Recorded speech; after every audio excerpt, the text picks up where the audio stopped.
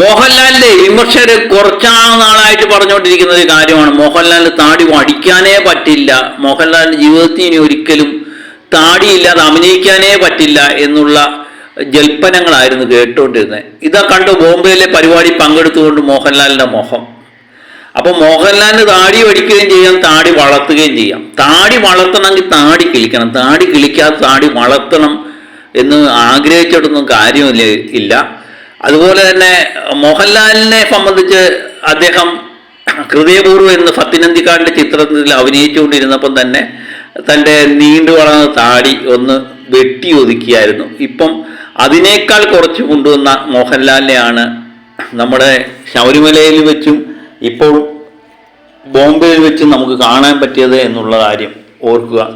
അതുപോലെ തന്നെ മോഹൻലാൽ താടി വളർത്താനുള്ള കാരണം എന്താണ്? കുറച്ച് നാളായിട്ട് മോഹൻലാൽ താടി വളർത്തിക്കൊണ്ട് തന്നെയാണ് അഭിനയിക്കുന്നത്. അതിനൊരു കാരണം എനിക്ക് തോന്നുന്നു ജിത്തു ജോസഫിൻ്റെ റാം എന്ന ചിത്രത്തിൻ്റെ കണ്ടിന്യൂറ്റിക്ക് വേണ്ടി തന്നെയാണ് മോഹൻലാൽ താടി വളർത്തിയിരുന്നത് എന്ന് തന്നെ മനസ്സിലാക്കാം.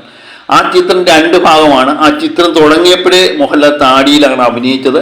അതിനുശേഷം ആ ചിത്രം അങ്ങോട്ട് പൂർത്തിയാക്കാനും പറ്റിയില്ല. മോഹൻലാൽ തുടർച്ചയായിട്ടുള്ള ചിത്രങ്ങളിൽ താടി വെച്ച് അഭിനയിക്കേണ്ടി വരുന്നു. അത് കഴിഞ്ഞതിന് ശേഷം എമ്പുരാനിൽ താടി വെച്ചുള്ള മോഹൻലാലിനെയാണ് നമുക്ക് കാണാൻ പറ്റുന്നത്. ലൂസിഫറിൻ്റെ തുടർച്ചയായിട്ട് വരുന്ന എമ്പുരാനിൽ താടി വെച്ച മോഹൻലാൽ. അങ്ങനെ വർഷങ്ങളുടെ ഗ്യാപ്പ് താടിയുമായി മോഹൻലാലിന് ഉണ്ടാകുന്നു എന്നുള്ളത് മാത്രമാണ് ഇതിൻ്റെ ഒരു കാരണമായി മാറിയത്. അല്ലാതെ മോഹൻലാലിൻ്റെ ഒടിയനിൽ അഭിനയിച്ച് കഴിഞ്ഞതിന് ശേഷം ഒരിക്കലും ഇനി താടി വടിക്കാനേ പറ്റില്ല എന്ന് മോഹൻലാലിൻ്റെ വിമർശകർ സ്ഥിരമായിട്ട് പറയുന്ന ഒരു വാക്കായിരുന്നു. അതേതായാലും ഇനി അത് ആ ജൽപ്പനം വഴിമാറിപ്പോകും എന്ന് തന്നെ നമുക്ക് പ്രതീക്ഷിക്കാം. ഏതായാലും മോഹൻലാലിനെ, താടിയില്ലാത്ത മോഹൻലാലിനെ കാണാൻ ആഗ്രഹിച്ചവർക്ക് ഇതൊരു സുവർണ അവസരം തന്നെയാണ്. കണ്ടോളൂ.